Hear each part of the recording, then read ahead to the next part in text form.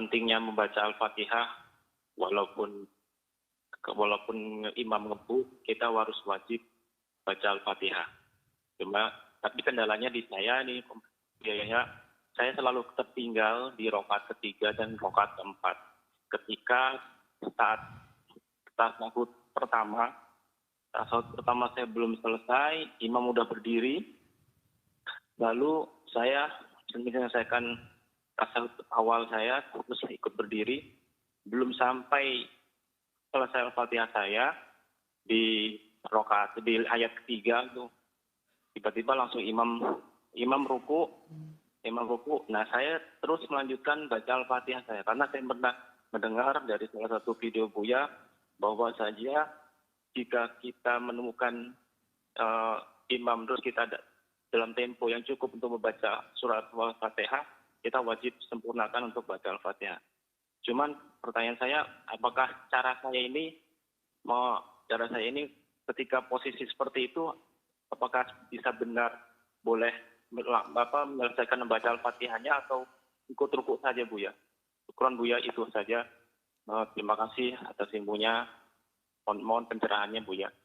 Baik. Wassalamualaikum warahmatullahi wabarakatuh. Assalamualaikum warahmatullahi wabarakatuh.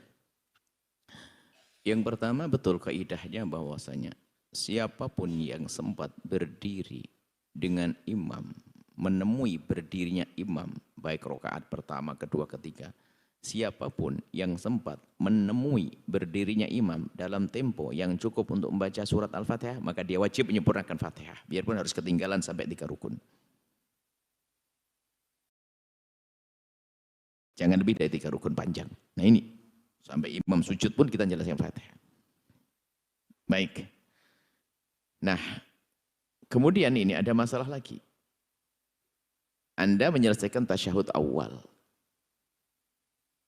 Kemudian berdiri, sehingga waktunya pendek banget, baru baca Bismillahirrahmanirrahim, imamnya ruku. Sama kasusnya, karena Anda berdiri, Anda waktu membaca tasyahud, hal yang diperkenankan, Anda tidak melanggar. Karena tasyahud disunnahkan atas Anda. Sehingga setelah Anda menyempurnakan tasyahud awal, asyhadu anna Muhammadar Rasulullah, Allahumma shalli ala sayyidina Muhammad, kemudian Anda berdiri, waktu Anda baca bismillah, kemudian sudah keburu imam ruku, maka Anda langsung ikut ruku saja. Karena Anda tidak menemukan waktu berdirinya, tidak menemukan imam berdiri dalam tempo yang cukup untuk baca surat Al-Fatihah. Cuman ada nasihat yang lebih tepat adalah Anda utamakan bagaimana menyempurnakan Fatihah dengan cara tasyahudnya kalau belum sempurna ya berdiri saja dengan imam, bersama bareng dengan berdirinya imam dari tasyahud awal, karena tasyahud awal kan sunnah. Supaya Anda bisa mengejar surat Al-Fatihah karena Anda sudah tahu imamnya suka ngebut. Jadi Anda langsung saja deh tasyahud, atau Anda juga mempercepat tasyahudnya. Dan di saat imam, karena meninggalkan tasyahud tidak membatalkan sholat. Karena tasyahud awal maksudnya. Tasyahud awal tidak membatalkan sholat, akan tapi itu sunnah yang sangat dikukuhkan ya. Itu tasyahud itu. Baik, itu saja. Jadi Anda kalau bisa ya tasyahudnya dipercepat, berdirinya biar Anda bisa mengejar surat Al-Fatihah. Tapi kalau ternyata Anda normal, karena Anda diizinkan untuk menyelesaikan tasyahud tadi, sesuai dengan sesuai dengan bacaannya sampai asyhadu alla ilaha illallah asyhadu anna Muhammadar Rasulullah, sampai di situ. Ada sebagian mengatakan sampai Allahumma shalli ala sayyidina Muhammad. Maka karena Anda menyempurnakan ini lalu berdiri, baru berdiri sebentar kok imam rukuk, maka Anda ikut. Karena Anda saat itu tidak menemui berdirinya imam dalam tempo yang cukup untuk baca surat Al-Fatihah. Baik, ini saja, semoga Allah menambahkan kekhusyuan. Bagi yang ingin tahu tentang sholat, ada buku sholat ya, sebenarnya ada buku sholat.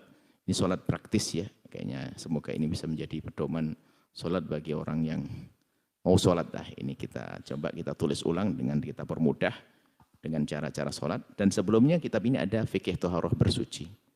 Kemudian itu ada fikih jenazah, ada fikih praktis. Hendaknya para perindu ridha Allah sudah harus bisa mengumpulkan buku-buku itu untuk bisa dipelajari dan diajarkan. Kita ada fikih korban, fikih jenazah, fikih apa lagi itu, macam-macam fikih haid, fikih apa, sholat di atas salat saat macet, karena sehari berapa ribu orang setiap hari meninggalkan sholat, padahal gampang banget lah kalau baca buku itu langsung bisa sholat.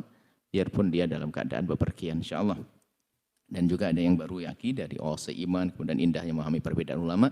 Kami harap para perindu-perindu dari Allah sudah bisa mencari buku tersebut, insyaallah. Ini saja, wallahu a'lam bishawab. Setelah Anda menyaksikan video ini, jangan lupa berselawat kepada baginda Nabi Muhammad sallallahu alaihi wa alihi wa sahbihi wasallam.